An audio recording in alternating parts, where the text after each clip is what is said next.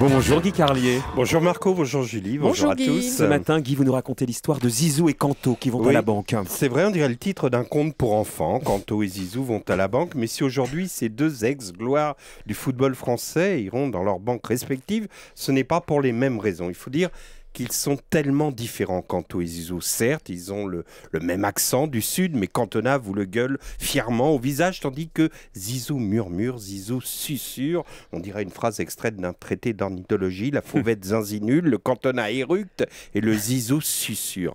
Jamais un mot plus haut. Claude Zidane, par exemple, il n'aimait pas Domenech, mais il ne l'a jamais dit tout haut. Pas comme Cantona qui traite un jour Henri Michel, le sélectionneur de l'équipe de France de l'époque, de sac à merde. On ose imaginer ce qu'il aurait dit à Domenech s'il avait joué sous ses ordres.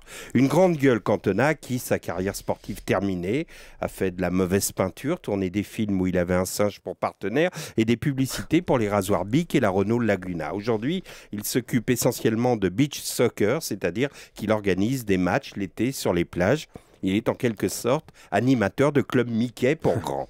C'est vrai aussi que parfois, Cantona est une sorte de Vandame lorsqu'avec le plus grand sérieux, il balance un aphorisme idiot du genre « Quand les mouettes suivent le chalutier, c'est parce qu'elles pensent que les sardines seront jetées à la mer. » C'est pas comme Zidane. Lui, quand il balance des phrases définitives, c'est toujours pour parler des enfants et de l'avenir de la planète. Comme dans cette pub où une femme lui demande « Zinedine, pourquoi avoir choisi Generali ?» Et Zizou de répondre « Parce que les assurances Generali se sont engagées à préserver l'environnement pour nos enfants. » Ça, une pub pour des assurances où on parle des enfants et de l'avenir de la planète, c'est autre chose que MMA, plus de tracas.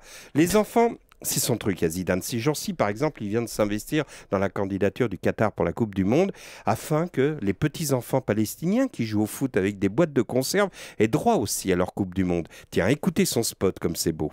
Quand je pense à tous ces jeunes du Moyen-Orient, leur manque d'un événement comme celui de la Coupe du Monde pour justement prendre notre ampleur. Je crois que c'est le moment pour le Moyen-Orient d'accueillir cette Coupe du Monde.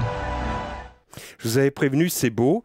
Ce qui est beau est cher. Ce qui est beau est rare. Ce qui est rare est cher. Oui. C'est tellement beau que ça vaut 11 millions d'euros. Et oui, l'Herald Tribune nous apprend que Zizou aurait juste empoché 11 millions d'euros pour faire cette promo. Alors, c'est vrai que l'appel de Cantona à retirer l'argent des banques est un peu puéril. Et puis surtout, ceux qui vont aller clore leur compte parce qu'ils n'en peuvent plus des bétancourismes, des Bernard Tapismes, des Inadismes à 11 millions d'euros, ce sont ceux qui souffrent le plus des banques. Ceux à qui il reste 328,75 € pour finir le mois, avec les commissions de retrait, les frais de fermeture de compte, les agios de clôture, le caissier va leur remettre royalement 94 €.